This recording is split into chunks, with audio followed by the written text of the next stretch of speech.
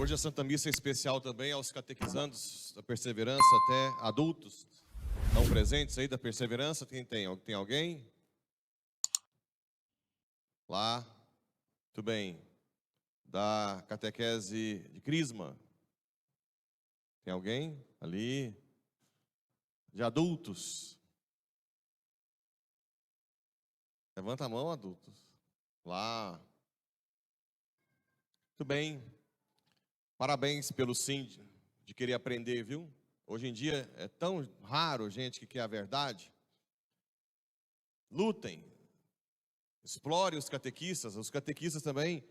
Eu imploro aos catequistas que usem bem o tempo para passar sempre uma informação, né?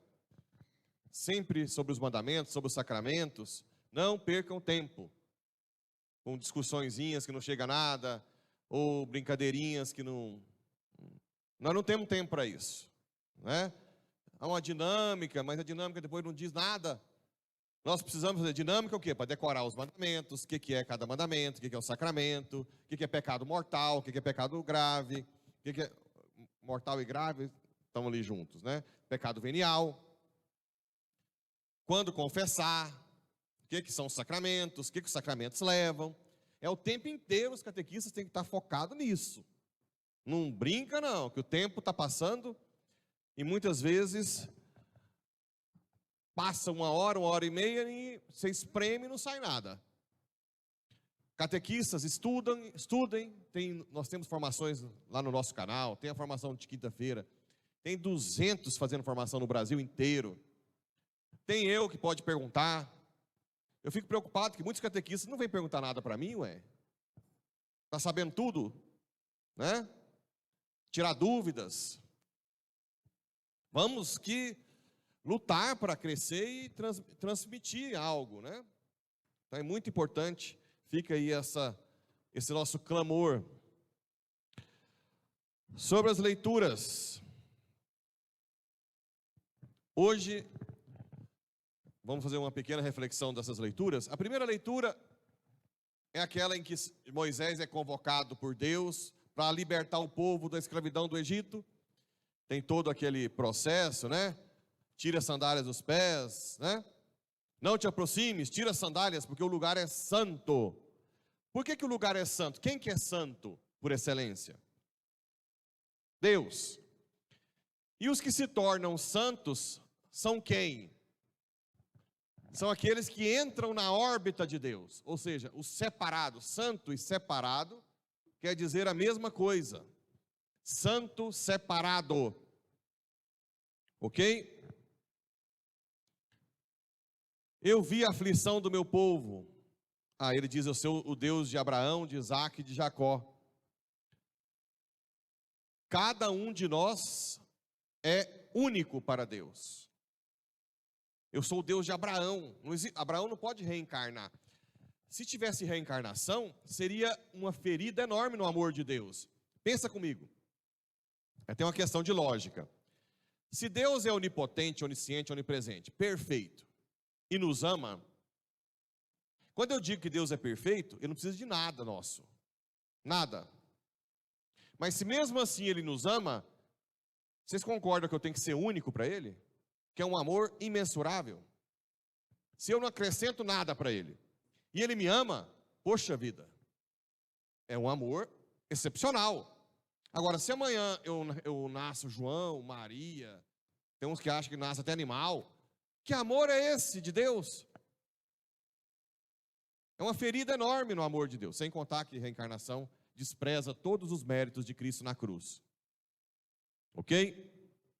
Então Deus é um amor, você é único, João, Maria, José, você é único, único. Não importa o que você faz de errado, Deus te ama para sempre como único, um amor único, incondicional. Bem, e depois Deus convoca Moisés para libertar o povo do Egito. Aí lá na segunda leitura, São Paulo faz uma comparação do povo da época e a gente. Lembra que eu sempre faço essa ligação do antigo com o novo. Por exemplo, libertação do povo do Egito é igual a libertação do que hoje? Do do pecado. Está demorando. As catequistas com os catequizando aqui tem que responder em 1 segundo. Do povo do Egito, pecado. Aí São Paulo fala que eles foram batizados no mar e na nuvem. Por quê? A abertura do Mar Vermelho e o fechamento do Mar Vermelho, que abre a vida para os judeus e fecha para os egípcios, é uma prefiguração de quê? Batismo. A nuvem que guia o povo no deserto, de dia dá sombra, de noite é luz. É uma prefiguração de quê? Espírito Santo, que a gente recebe no... Por isso que São Paulo fala, foram batizados na nuvem e no mar. Olha que bonito. Não é bonito? A água que bate lá em Meriba, quando o povo está com sede, na rocha, também símbolo do Espírito, do batismo. O maná, o pão para cada dia. Vocês sabiam que o maná, se o povo guardasse para o outro dia, ficava podre? O maná era o suficiente para cada dia. É prefiguração de quê? Eucaristia. Certo? O maná, prefiguração da Eucaristia, que nutre. A terra prometida deles, Israel. Qual que é a nossa terra prometida? Então nós somos cidadãos do céu. Por que eles tinham a descendência humana da terra como algo imprescindível? A mulher que era estéril era considerada amaldiçoada. Por quê? Porque a terra deles é Israel. Então eles queriam deixar, a nossa terra é aqui na terra, nosso paraíso. Então a mulher estéril pode se considerar amaldiçoada? Não e sim. Senão, pelo fato de não ter filho, não. Porque nós não temos que ter descendente aqui. Mas se não gera filhos para o céu, um casal que não pode ter filhos, tem duas opções. Ou ele adota, ou ele se dedica à igreja e à família para gerar filhos para o céu. Porque essa é a maldição. O padre maldito, qual é o padre maldito? É o padre que não pode ter filhos? Não, o padre que não pode ter filhos é bendito. Filhos humanos aqui, né? Qual é o padre maldito? O que não gera filhos pro céu. O dia que eu não apontar o céu, eu sou maldito. Um padre maldito. Amaldiçoado. Porque ao invés de usar as faculdades que Deus me deu para levar para o céu, ou eu levo a mim mesmo, ou para ideologias, né? Infelizmente. Consegue fazer a comparação antigo e novo, preparação para o novo? Sim? Não. Sim. O povo do deserto murmurava. A gente murmura?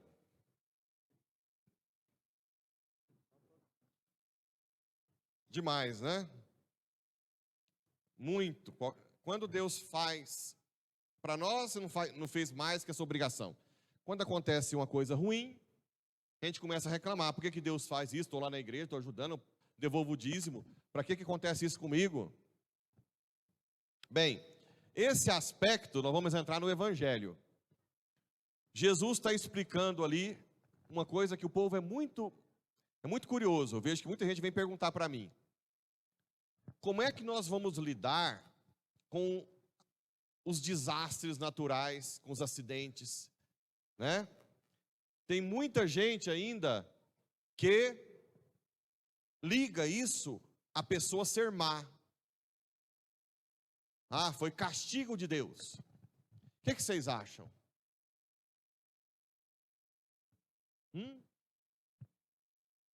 A pandemia, por exemplo, morreu só gente ruim. É isso? Sim ou não? Um dos bispos mais santos do Brasil morreu na pandemia, Dom Henrique Soares. Chorei igual criança. Era o bispo assim que eu tinha como referência enorme na fé. Então não é isso. Bem, como é que nós vamos entender isso? Vejam bem. Antes do pecado original, a natureza e o homem estavam em harmonia. Ok? Não era o homem que era responsável para cuidar da natureza? Quando o homem rompe, só que não era para cuidar da natureza sem Deus. Não era um domínio autoritário. Não, Deus queria que o homem cuidasse da criação, mas sempre submisso a ele. Quando o homem decidiu romper com Deus, que é o criador de tudo, a natureza se voltou contra ele. A harmonia que tinha na natureza ficou desarmônica. Os padres da igreja chamam de insensatez da natureza. Que a natureza se tornou insensata. Ou seja, tem terremoto, tsunami, e morrem bons e maus.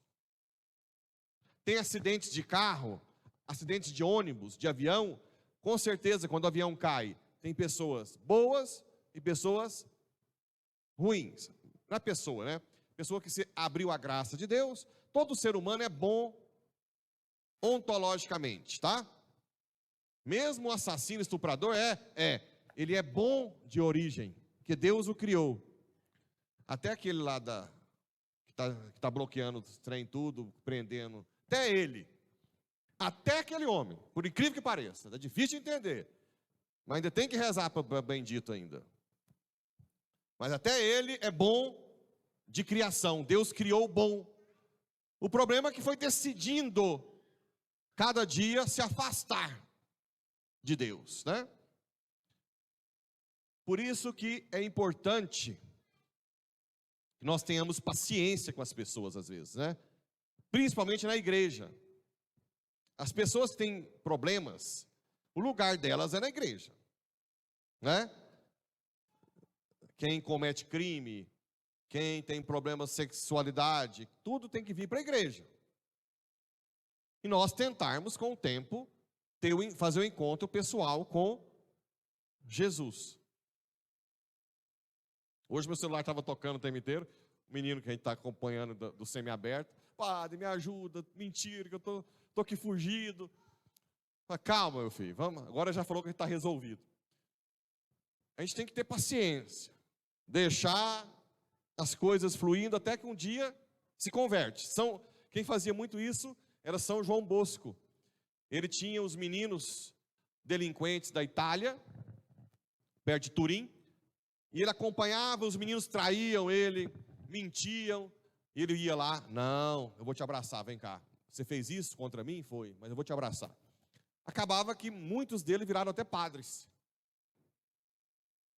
Então, a gente tem que ter certeza que todo ser humano, na origem, é bom. Depois toma as decisões, né? Erradas. A natureza está totalmente desordenada, assim como está o nosso corpo. A ruptura com Deus gerou duas desordens. O corpo nosso, que fica pedindo coisas que não tem nada a ver, prazer, preguiça, inveja, ira, isso tudo foi porque nós rompemos com o Criador. E a natureza também. Os animais se voltaram contra nós. Quem lembra de Isaías, que fala que no final dos tempos a criancinha vai pôr a mão no buraco da cobra e não vai ser picada? As ovelhinhas vão pastar com os leões. Lembra disso? Por quê? Porque no final dos tempos Jesus vai recapitular e reordenar o criado. Uma curiosidade, São Tomás de Aquino, ele explica o fogo do inferno usando essa questão. São Tomás diz o seguinte, que o fogo do inferno, o que é o fogo do inferno? É que quando você for para o inferno, o seu corpo, as suas paixões, que vão que queriam ser ordenadas pela graça, nunca mais vão poder ser ordenadas. Então as paixões do seu corpo se voltam contra você, que decidiu ficar longe de Deus. E a natureza, porque também quem está no inferno vai ter uma natureza. A natureza que era para você ordenar, também se volta contra você.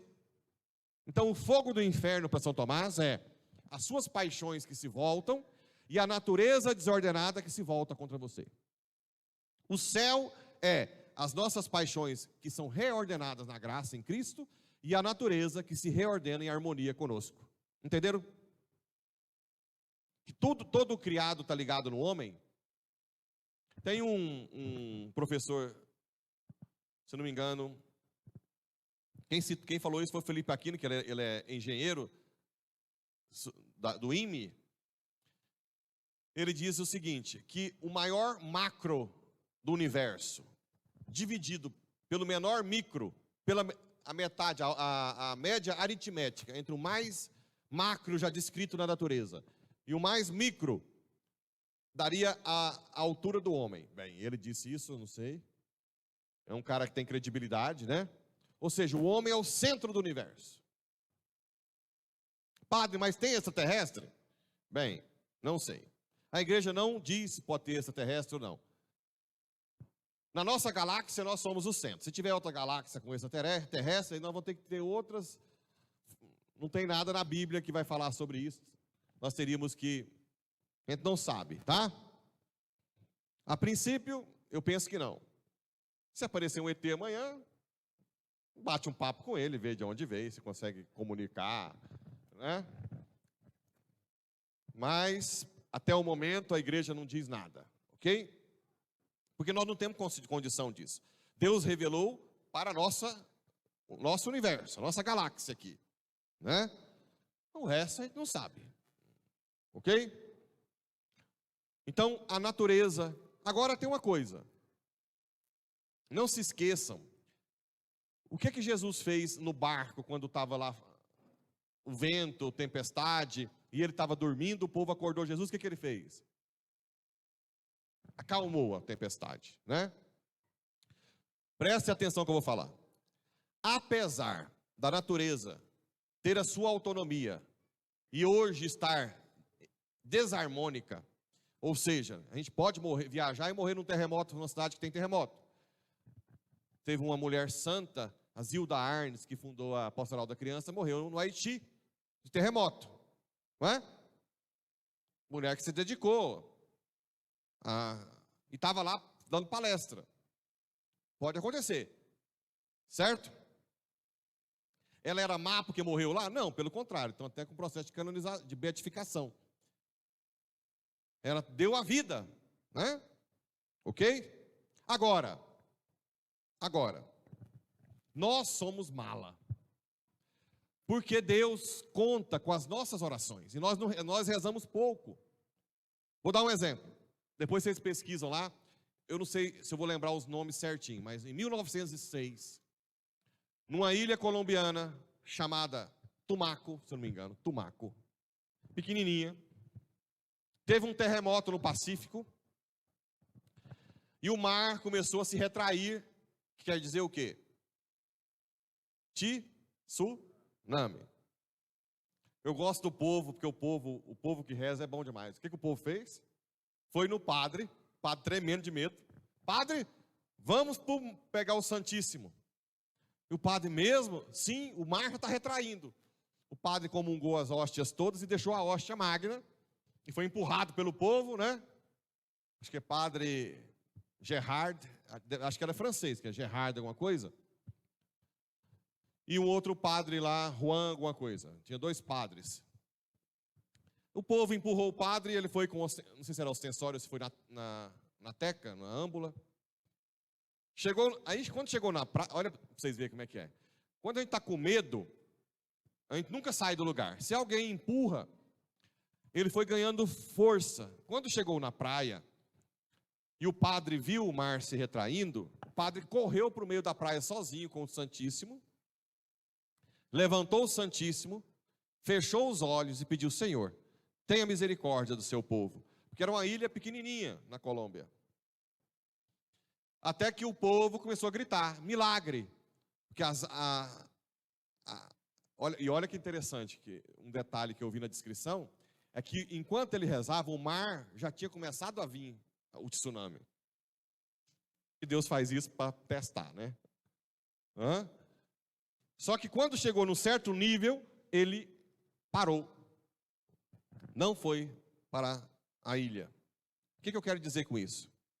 Ora, mesmo que a natureza seja desarmônica, a nossa oração mexe com o Criador da natureza. E Ele pode mudar.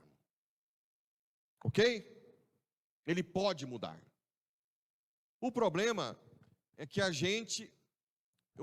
Eu vou falar por mim. Lembra, por exemplo, quando meu pai estava doente de Covid? Cheguei lá e botei corticoide na veia dele, quase fiz pulsoterapia, dose altíssima, e um monte de remédio, oxigênio, e tá naquela labuta, alguém daqui da paróquia, não sei se foi por telefone ou pessoalmente, falou assim: padre, o senhor está abençoando a água do seu pai? Eu disse: não acredito nisso. O senhor não está abençoando a água do seu pai. Não, eu também fiquei com vergonha. Como que tanta gente busca água benta, não tive a iniciativa minha de abençoar a água. E daquele momento eu comecei a abençoar e ficou muito mais tranquilo, melhorou muito mais. Vocês entendem que a gente não presta? Hã? Então, se nós rezássemos mais, com certeza, muitos desastres seriam evitados. Ok? Não por ser bom ou mal, mas Deus conta com as nossas orações para mudar o curso da história. Não só da natureza, mas da nossa família. Por que muitas famílias se perdem? Porque reza pouco. Aí, já falei em outras homilias. Tem gente que fala assim: mas Deus não muda, padre. O que adianta rezar? Vejam bem. Deus já criou o mundo contando com as nossas orações, entende? Então não é que ele não muda. Ele não muda mesmo, mas ele já quis que nós rezássemos. Então ele já criou o universo contando com as mudanças que as nossas orações fazem. Entendeu? Então não é que você vai mudar, você vai estar de acordo com o que ele criou. Ele nos criou para orar sem cessar, rezar o tempo inteiro. Oferecer o trabalho, rezar o terço, a adoração, a missa. Isso sim.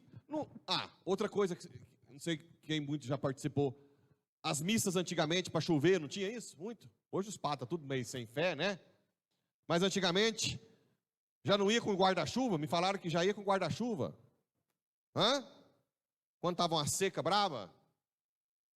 Inclusive tem no missal, aqui ó, pode pegar um missal lá que está lá, missa para chover. Ora, vocês estão entendendo o que eu estou falando? Então, naturalmente, a natureza é insensata hoje, desordenada.